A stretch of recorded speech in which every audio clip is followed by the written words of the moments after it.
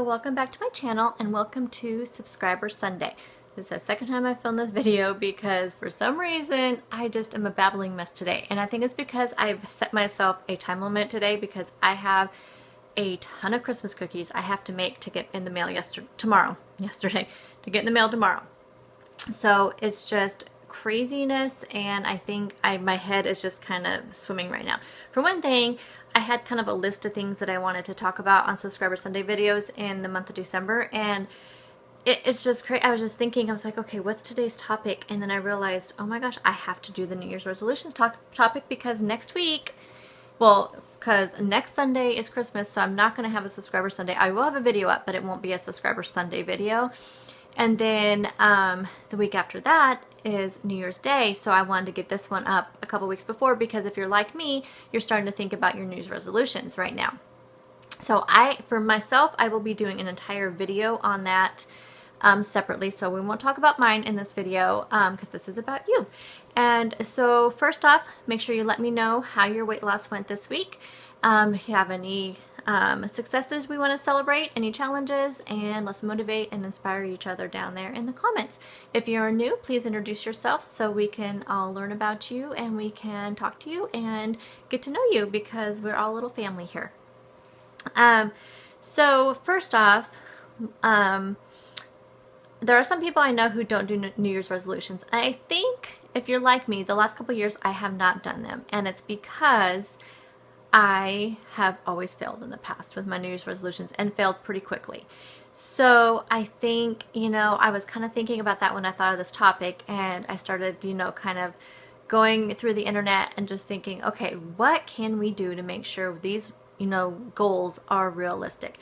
And of course, my goals, and I think probably, because of what my channel is, most people's goals are going to be centered around being healthier, losing weight, that kind of thing for the next year. I do have some financial goals personally, budget goals type things, and I will mention those in my video when I film it. But for the most part, I know that, this is, a lifestyle type channel, and I want to kind of talk about, my new lifestyle, my journey to healthy. And so that's what I'm assuming most of you are here for. So these kind of tips are kind of geared towards people whose resolutions are going to be for a more healthier lifestyle. So like I said, I kind of wanted to look around to see, okay, what can we do to make sure that we can live with the resolutions we make for ourselves. And I think the main one that kept coming up over and over and over again, and I'm looking down at my notes if you see me looking down, is that we need to make the resolutions realistic. We cannot say that, say you have just a few more pounds to lose. Well, like me, okay, I'll use me as an example. I have about 40 more pounds to lose. I've lost 41 something since I started Weight Watchers, and that was the very last week of February, first week of March. And so that took me roughly what? April, May, June, July, August, September, October, November. So about 8 months. So I have about another 40 pounds to lose. And so I know I don't want to say, okay, you know what? It took me 8 months to lose that weight. I want to do it in 4 because I can do it, or 6 months even. But you know what? I know myself and I know how I am. And so I need to step back and look, okay, it took me 8 months to lose this. I feel like it possibly could take me a little bit longer to lose the other 40 pounds because maybe this first 40 pounds came off quicker.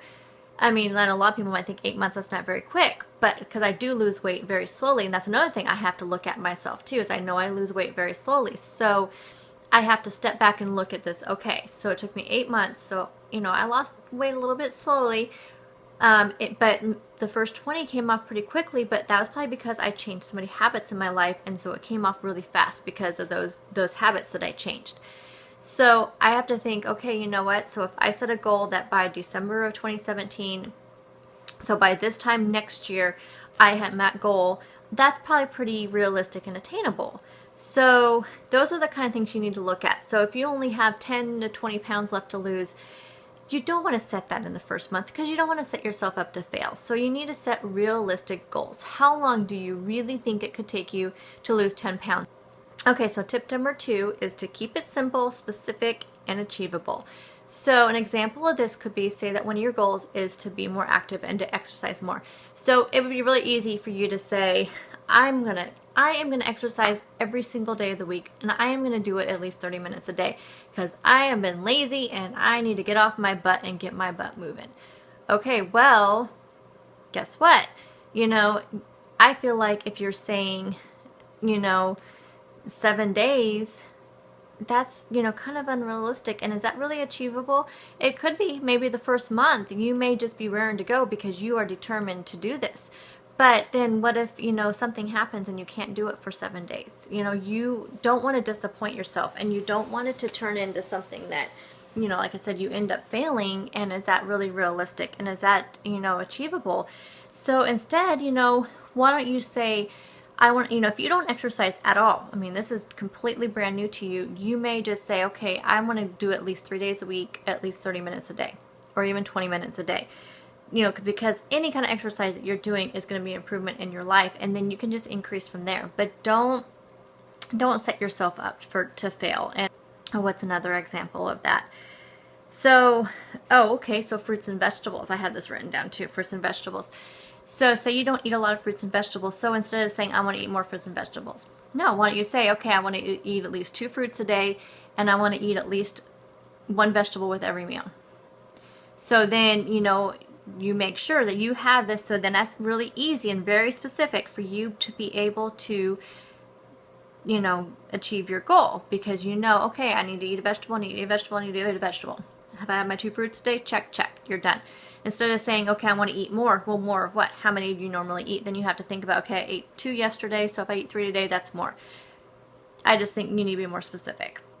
So tip number 3 could be keeping a diary or a log. I feel like one of the reasons why Weight Watchers works so great for me is because I track my food. But also when I was writing it down before, I used to track it in MyFitnessPal. So there's all these free tools out there too. So if you aren't on Weight Watchers, then try MyFitnessPal. It is such a great tool. I used it all the time when I was counting calories. So or use one of your planners or something. So just keep a log of what you eat when you exercise. Just keep track of it. I really feel like if you write it down, for one thing, when you write it down, you feel like you have achieved something. You did it. Yay. You know, you did it. And if you don't write it down, then I think also it can go the other way. So if you forget to log your food one day, you realize it's like, oh, you know, did I meet all my goals? You know, that I feel like, you know, setting yourself a goal and then seeing that you completed that goal is just a confidence booster. I really, really do. It really lets you be able to look back and see how successful you were too. So for those of us who are on Weight Watchers, we know when we go off track and we just quit tracking, and then we want, you know, then we go back to tracking, and it's just like, it is such a relief, and you just feel so much better that you've gone back to tracking. So you know, I feel like, and plus you can keep track of another thing too by, you know, using one of the tools that you can use, you know, then you can celebrate your successes, you know. So when you've just lost a couple pounds, okay, but if you're not keeping track and you realize, oh my gosh, I have lost 10 pounds, you can reward yourself and celebrate your success. This tip that I have is having a backup plan. So, you know, it's like if you felt like that you did make all achievable, attainable goals, but then for some reason, you know, one of them didn't happen. You were not able to get to the gym 3 or 4 times a week. You were not able to, you know, you got off track for a day. You didn't track your food and you just went crazy, off the rails, ate everything in sight. It's okay, you know, and it's okay. Just you just know, you know what? That's okay. Tomorrow, it's a new day. I'm going to get back on track.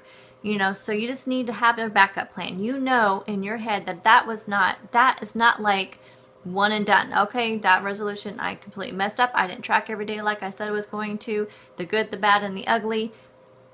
So it's all over now. No, your backup plan is to get back on track. Your backup plan is to get back into the gym or to put that workout video in. That is your backup plan, is just to get back up and keep moving. So just always have that in your head, that there is always a backup plan. if there was, like, say, a new diet that you were going to start. So say you decide you wanted to start Weight Watchers, or you wanted to go on the keto diet, or you wanted to start the South Beach diet, you know, whatever, you know, type of plan that you were on, and you found that that just didn't work for you, have a backup plan. Okay, so you know what, you just have it in your head, so you know, okay, Weight Watchers didn't work for me, the Smart Points, so you know what, I've used Points Plus in the past, so if the Smart Points doesn't work for me, my backup plan is I'm going to go back to Points Plus and do that. If the low carb thing didn't work for you, I'm going to try Weight Watchers. Just know you have a plan, and don't let yourself have anything in between where you're not doing anything. If you just want to count calories, count calories. You know, just don't let yourself get in that mode where you failed and you can't just get back up. So those are my tips for the day. I'm sorry it's kind of rambly. I just, like I said, I have a lot of things that I have going on, and I wanted to get it all out, and my mind was just kind of like, blah, you know. So leave any tips down below that have helped you in the past attain your goals. So, you know, if you've set New Year's resolutions and you were able to stick to them, how did you do that? What are your tips for people to be able to stick to their New Year's resolutions? So again, I'm sorry if this is kind of rambling and crazy.